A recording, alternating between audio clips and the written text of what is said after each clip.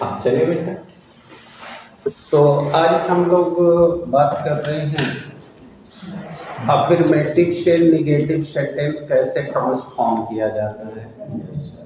तो previous lecture में हमने आपको ट्रांसफॉर्मेशन ऑफ सेंटेंसेस की डेफिनेशन दे दी थी और बता दिया था कि किसे ट्रांसफॉर्मेशन ऑफ सेंटेंस कहा जाता है। अब हमको कुल 12 ट्रांसफॉर्मेशन पढ़नी है, जिसमें से पहला ट्रांसफॉर्मेशन की हम शुरुआत कर चुके हैं।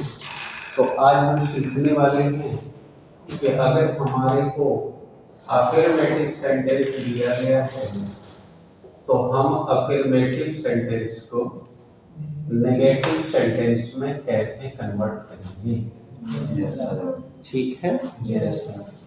तो बेटा हमने कल के लेक्चर में बताया कि अफर्मेटिव सेंटेंस से नेगेटिव सेंटेंस बनाने के कुल 7 तरीके होते हैं, जिसमें पहला तरीका हमने आपको कल का बताया है by removing adverb too and infinitive to.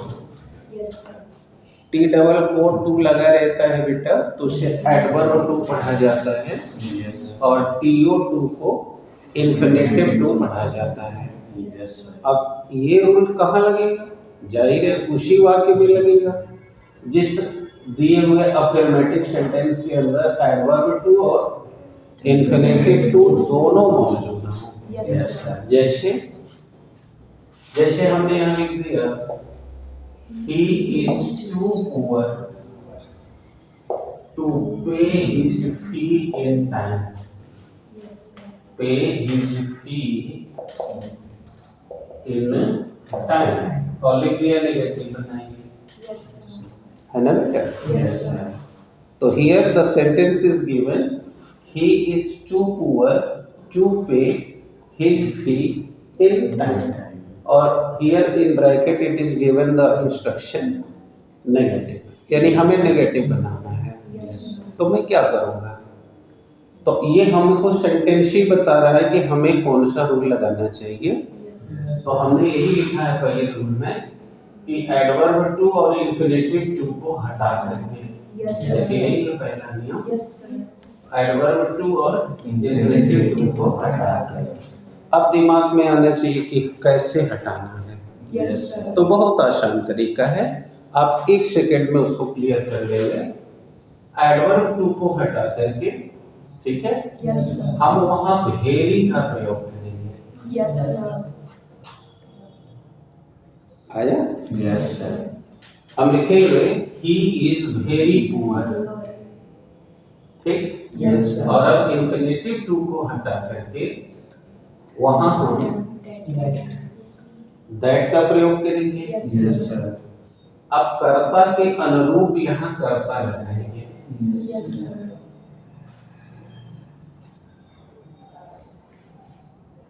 ठीक है। क्या लगाएंगे? कर्ता के अनुरूप कर्ता लगाएंगे।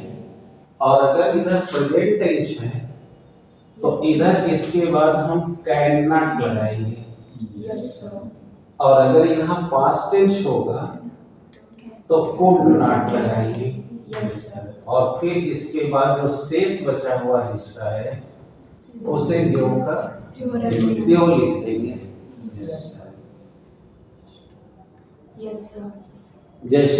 जैसे इसको देखिए, हमने लिख दिया he is very poor, he is very poor that।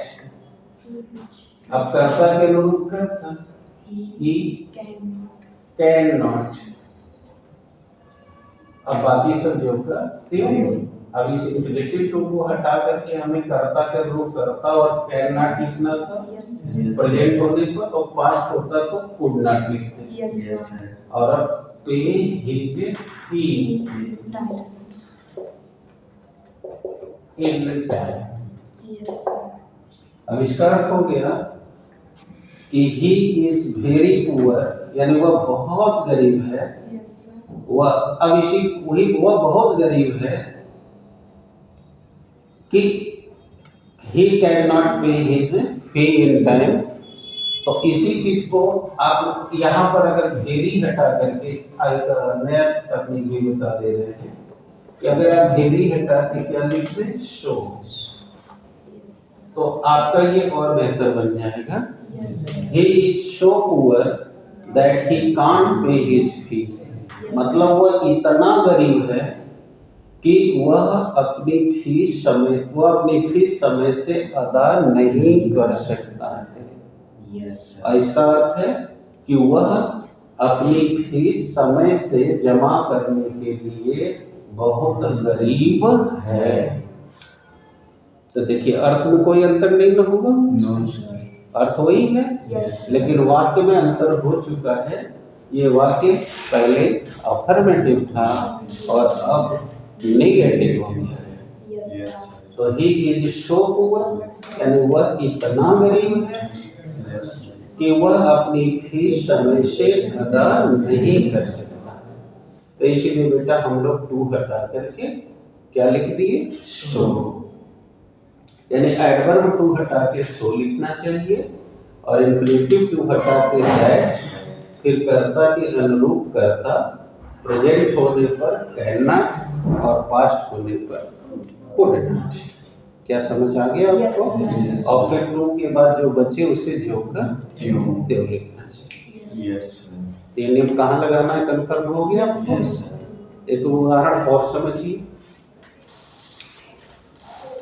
Shaila is too fat to run fast.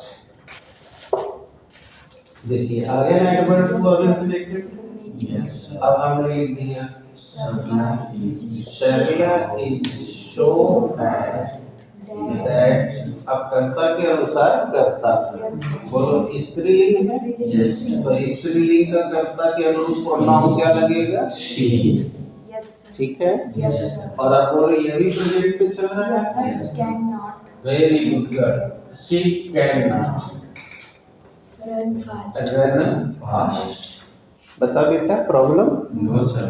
तो ये हो गया कि शर्ला तेज दौड़ने के लिए बहुत मोटी है, यानी शर्ला इतनी मोटी है कि वह तेज नहीं दौड़ सकती। देखो बात है ना, एक ही सेंटेंस, वाक्य का अर्थ एक ही है, सेंटेंस अलग अलग है। अब कोई प्रॉब्लम? अब एक पास्ट का भी दिखा रहा हूं। मदन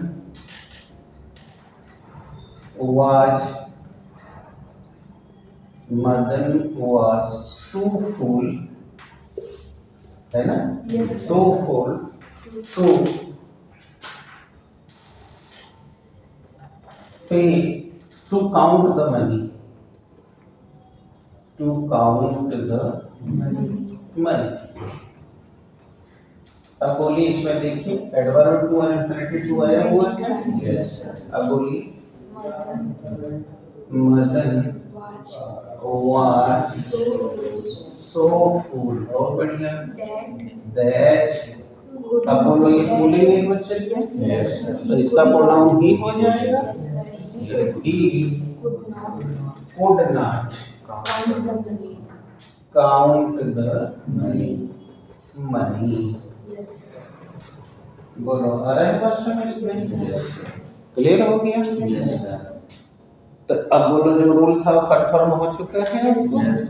यानी कि ये नियम हम तब लगाएंगे अफर्मेटिव से नेगेटिव बनाने में जब हमारे दिए हुए अफर्मेटिव सेंटेंस में एडवर्ब टू और इंफिनिटिव टू दोनों, तब हमें एडवर्ब टू हटा के सो लिखना चाहिए और इंफिनिटिव टू हटाकर दैट, फिर कर्ता के अनुरूप कर्ता, फिर प्रेजेंट होने पर कैन नॉट और पास्ट होने पर कुड नॉट, और फिर जो शेष भाग है उसे जोड़कर त्यों लेते हैं, जैसे हमारे सामने 2-3 एग्जाम्पल प्रस्तुत किए गए।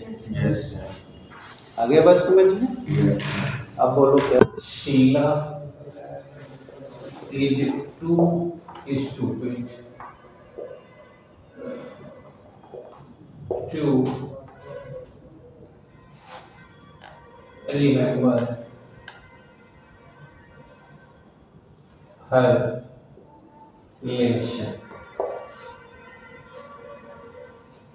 अब दूसरा लिखना है, Shyam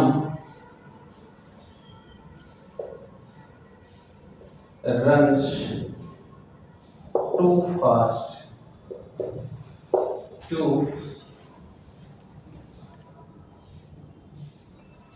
carry the distance.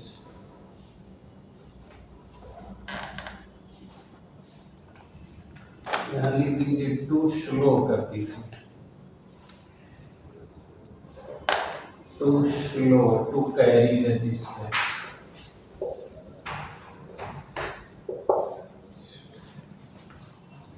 Madan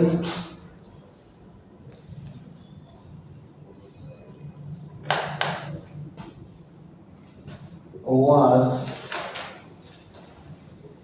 too poor to buy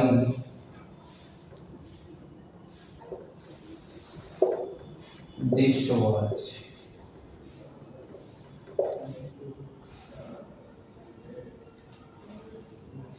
This watch. अब आप इसको ट्राई करिए। So stupid. Yes, sir. So stupid that She cannot. अब बोलिए इसका प्रोनाउन सी हो जाएगा। Yes, sir. सी कांट इसलिए क्योंकि ये प्रेजेंट में चल रहा है। Yes, sir. तो सी कांट रिमेम्बर है रिलेशन। बताइए सही है आप लोग का? शीला अपना पाठ याद करने के लिए बहुत बेवकूफ है। यानी वो इतनी बेवकूफ है कि वो अपना पाठ याद नहीं कर सकती है। सही है जी, आपका सही है। दूसरा Shyam runs so slow हाँ जी, that Shyam runs so slow that he cannot carry the distance. बहुत बढ़िया बढ़िया जी। अब देखिए यहाँ क्या है, श्याम रंश, अब बोलिए यहाँ सो लिख देना चाहिए। Yes. और स्लो हो गया। Yes, sir. अब इसको हटाएंगे तो पहले दैट Yes, sir. और इनका पुलिंग का है, बोलिए ही हो जाएगा। Yes. मामला प्रेजेंट रिपीट में जा रहा है। Yes, sir. Can. इसलिए कैन नॉट हो जाएगा। Yes, sir. और carry this the distance. Yes, sir. यानी श्याम इतना, यानी यहाँ से चलिए, श्याम दूरी को तय करने के लिए बहुत धीमे धीमे दौड़ता है। Yes, sir. यानी कि श्याम इतना धीमे धीमे दौड़ता है कि वह इस दूरी को तय नहीं कर सकता है। अब चलिए तीसरा जो बोलिए बोलिए। Sir, mother was so poor that he could not buy this water. सो बोलिए दैट हो जाएगा। अब मदन पुलिंग है। Yes, sir. तो बोलिए ही हो जाएगा। Yes, sir. और वार पास्ट है तो इसलिए Could not. कोड नॉट हो जाएगा। Yes, sir. फिर बाकी जो था Yes. By this watch. बहुत बढ़िया।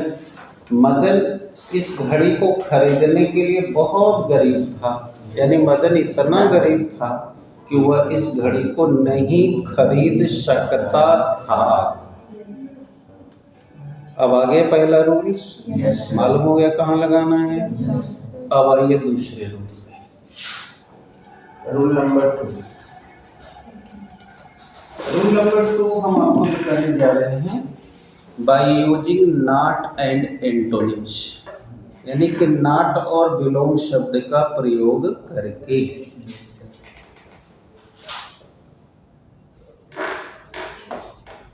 By using Not a.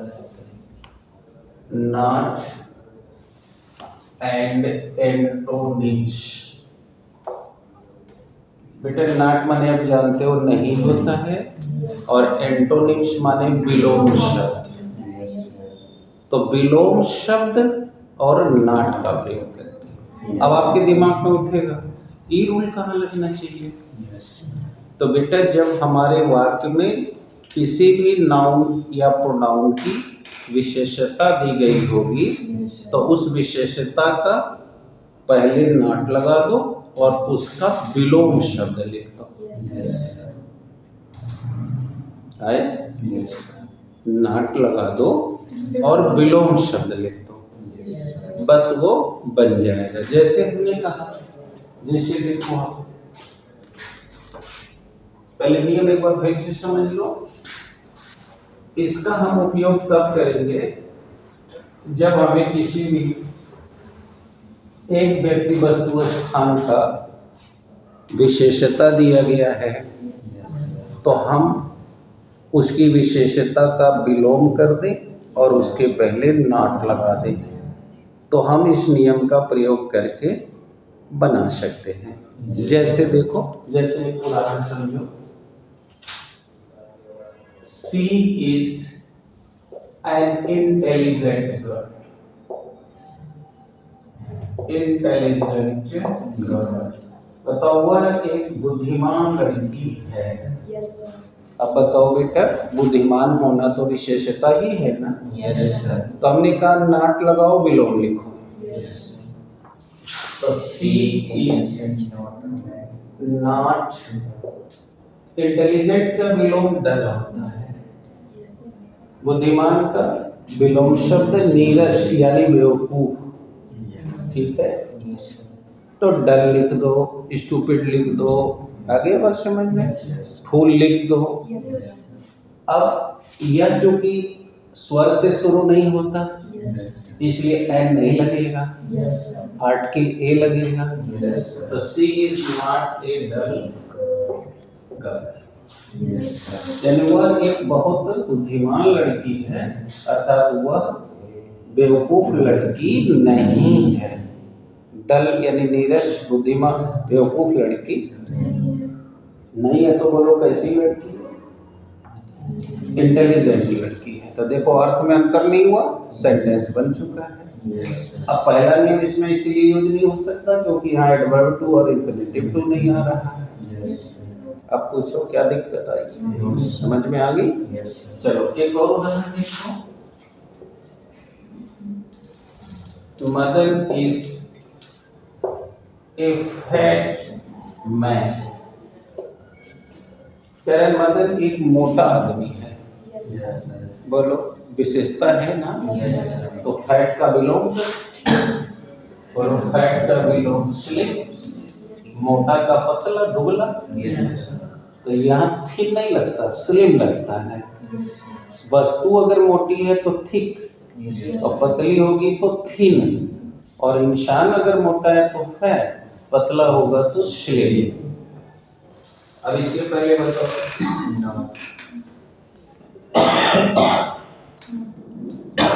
बोलो mother is not, mother is not a slim man.